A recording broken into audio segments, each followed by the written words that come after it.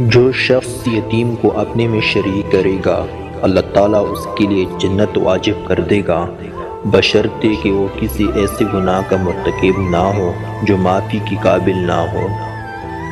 3 قسم کے آدمی جنت میں داخل نہ ہوں گے، ایک دھوکہ دینے والا، دوسرا بخیل اور تیسرا احسان جتانے والا۔